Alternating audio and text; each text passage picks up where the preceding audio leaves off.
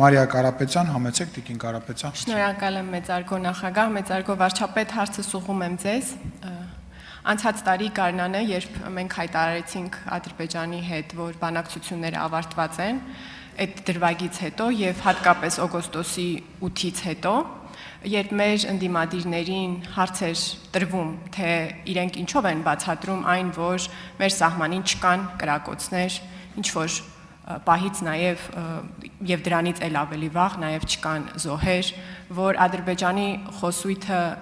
մեծ փոփոխություններ է կրում եւ ինչ որ պահից թե դուք թե Ադրբեջանի նախագահը նույն նախադասություններով եք նկարագրում իրավիճակը Հարավային Կովկասում, այն է օրինակ, որ մենք սովորում ենք ապրել խաղաղության պայմաններում։ Մեր ընդդիմադիրների հակադարձումը այն էր, որ այդ ամենը նախընտրական է։ Հիմա ընտրությունները տեղի են ունեցել եւ արդեն 10 օր է այդ ամենը նաեւ հետընտրական է։ Եվ իմ հարցը հետեւյալն է, թեև փոքրինչ ռետորական է այս հարցը, արդյոք կարելի է մտածել, որ Հայաստանն ու Ադրբեջանը փաստորեն ի հեճուկս մեր ընդդիմության եւ ի հեճուկս երաշխավորների կարող է 1000-ամյակ պահպանեն խաղաղությունը Հարավային Կովկասում։ Ինչու եմ այսպես ասում, որովհետև այդ նախընտրական փուլում մեր ընդդիմադիրները նաև ասում են, որ մենք առանց երաշխավորների ըստ էության կորած ենք Հարավային Կովկասում։ Էլի 10 օր է անցել եւ ոչ մի բան տեղի չի ունեցել։ Սրանի պատասխան խորհրդարանի խոսնակը ասել էր, որ Հայաստանն ու Ադրբեջանն են միմյանց խաղաղության երաշխավորը, եւ ընդդիմադիրները այս նախադասության միայն մի հատվածը մեջ բերելով էլի փորձում էին այդտեղ խոցելիություն գտնել։ Այնինչ ես կարծում եմ, որ սա այն մեծ ռազմավարական գործարքի մաս է կազմում, որի մասին նաև խոսել եք դուք։ Հետևաբար ուզում եմ ձեզ խնդրել արտահայտել ձեր դիրքորոշումը սրա նկատմամբ եւ նաեւ Հայաստան-Ադրբեջան խաղաղության գործընթացի հաջորդ քայլերի շուրջ ինչ է ուրվագծվում։ Շնորհակալ եմ։ Հարցին կպատասխանի Հայաստանի Հանրապետության վարչապետ Նիկոլ Փաշինյանը, համեցեք պարոն վարչապետ։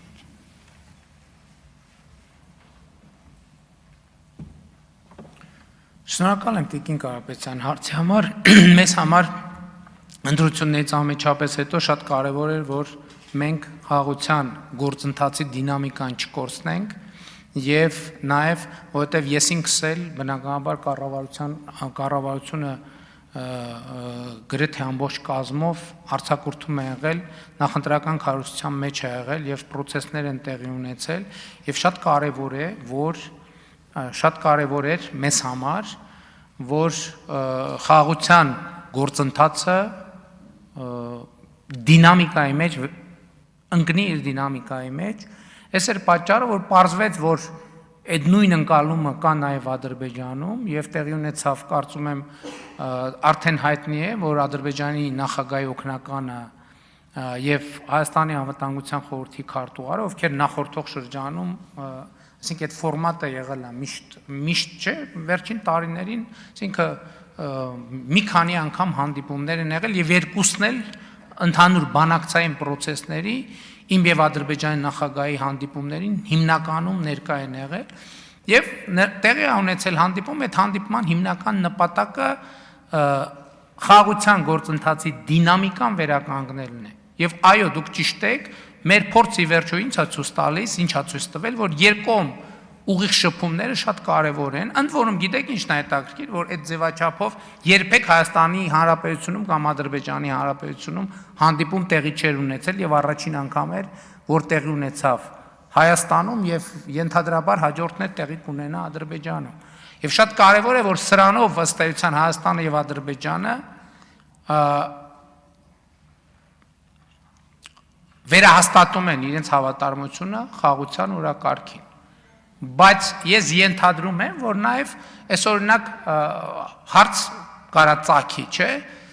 Հայաստանի Հանրապետությունում օրինակ 100,000-ավոր քաղաքացիներ համարում են, որ Հայաստանը 29,743 քառակուսի կիլոմետրով պիտի բավարարվի, թե չպիտի բավարարվի, այսինքն այդքան 100,000-ավոր այդպիսի մարդիկ կա, ես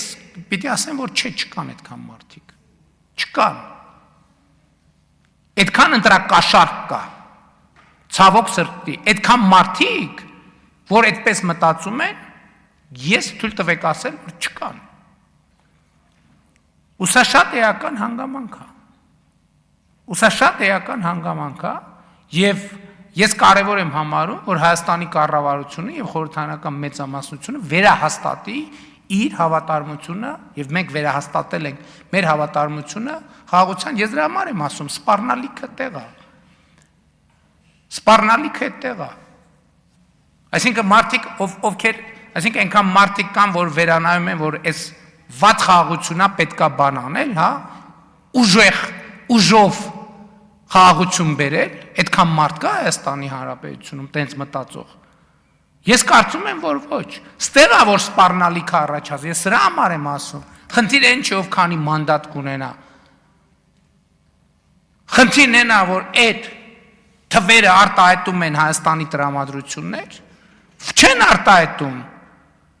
որովհետև այդ մարդիկ ասում են, ասում են ընտրությունները կեղծվել են, ոնց ընտրությունները կեղծվել են ու այս դատարկա այս տեղերը, տենց բան դուք պատկերացնում եք, ընտրությունները կեղծել են և դատարկա այս տեղերը, և հանրապետության խորհրդարանում այդ հարցը չի քննարկվում, ընտրությունները տեղ են բան, և ասենք բանին Այն մարդուն, որ 2013 թվից մինչև մի հացադուլա անում, ուրիշ երկրի նախագահի մայք են հագցնում, են տանում ընդեղ, ասում դու այստեղ հացադուլա արա, մենք գնացինք խաշ ուտելու։ Ընտրությունները կեղծվել են եւ հանրապետության հրապարակները դատարկեն, այդ ում ձայնն է կեղծվել։ Ում ձայնն է կեղծվել եւ ոնց տենց բան հնարավոր է։ Ում ձայնն է կեղծվել, որ հիմի տանը հազար ներողություն, ես խոսում եմ լիդերների մասին։ Ձեր հետևորդների ձայնը կեղծվել, դուք տանը վերընկած եք, քաբաբ եք ուտում, հա, ու բանը, ձայները կեղծված են հաջորդ օրը օդանավակայանում եք հայտնվում, մենք ընդդիմադիր չենք եղել, ձայները, որ կեղծված են եղել, մենք հաջորդ օրը չամադաններս հավաքած օդանավակայանում ենք եղել, ում ձայնն է կեղծված, ասում եմ, դուրս եկեք հրապարակներ, ում ձայնը կեղծված է, դուրս եկեք հրապարակներ,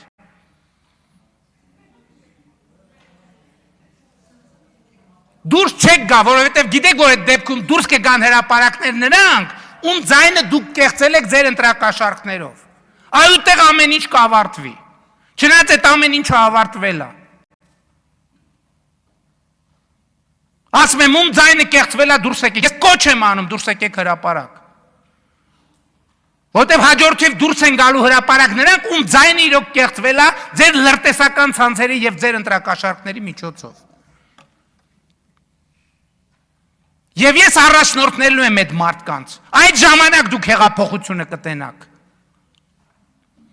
Այդ ժամանակ դուք կտենաք ինչ է նշանակում, ոչ թե սիրո և բանի համերաշխության և թավշա հեղափոխություն, այ կտենաք ինչ է նշանակում իսկական հեղափոխություն։ Կոչ եմ անում բոլոր նրանց, ով ասում է, որ մենք ձայն ենք կեղծել, դուս եկեք հրապարակներ։ Եվ տանը վերընկած այդ լիդեր կոչվածներին կոչ եմ անում, դուրս եկեք հրապարակ, դուրս եկեք ստեղ տենանք ով եք դուք մի հատ։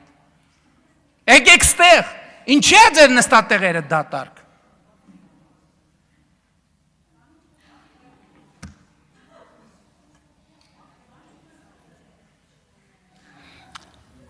Ինչի է ձեր դրած դրոշները անտեր։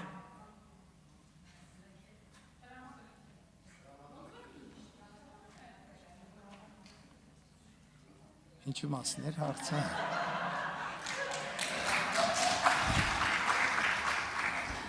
Տիկին արձագանք։ Ես մի հավելում անեմ և պարոն վարչապետ, եթե ասելիք ունեք ավելացրեք, իհարկե եթե իրենց թիկունքի հետևում աջակցություն զգային, հիմա գալու էին այստեղ մեծ աղմուկ բարձրացնեին, բայց այս աթոռների դատարկությունը ինքնին իհարկե խնդիր է, բայց էլ ավելի մեծ խնդիր է, որ այս աթոռները դատարկ չեն եղել և այստեղ մենք զանազան գորգորոցներ լսել ենք Հայաստանի համար ամենամութ օրերին, երբ Հայաստանի վրա կար դրսից հարձակում։ Այդ օրերին այս աթոռները դատարկ չէին։ Կային մարդիկ, ովքեր այդ դրսի հարձակմանը զուգահեռ ներսից հարձակումը ապահովում էին։ Այդ ներկայության հանդեպ է նաև, որ այսօրվա դատարկությունը այդքան աչք զարնող է, թե այս մարդիկ երբ են հայտնվում եւ երբ են կորչում։ Չէ, այդ մարդիկ ասում են, որ եթե ԿՊ-ն վերարտադրվի, այդ կատաստրոֆա է Հայաստանի Հանրապետության համար, չէ՞։ Բա ԿՊ-ն վերարտադրվել է, իրան գնացել են այս տներում վեր են ընկե։ Բա հայրենիքի ճակատագրի մասին ով է մտածելու։ Ով է մտածելու։ Ասում եմ, այն մարդուն, որ 2013 թվից է հացադուլ անում, իմ գործընկերոջ նկարով մայք են հագցրել են, ասել են դու ստեղ հացադուլարա, իրան գնացել են բան։ Սա ու որը մեկը պտտվի լեզուն ասի, որ ԿՊ-ն ընտրությունների արդյունք է կեղծել, ղալաթ է կարե։ Ասում եմ, ում ձայնը կեղծվել է, թող դուրս գա հրապարակ։ Այդ դրանից հետո դուրս կգան հրապարակ, նրանք ում ձայնը դուք ձեր ընտրակաշառքով կեղծել եք, եւ այդ ժամանակ դուք կտեսնեք, ոչ մենք կտեսնենք, այլ կզգաք հեղափոխությունը։ Շնորհակալ եմ։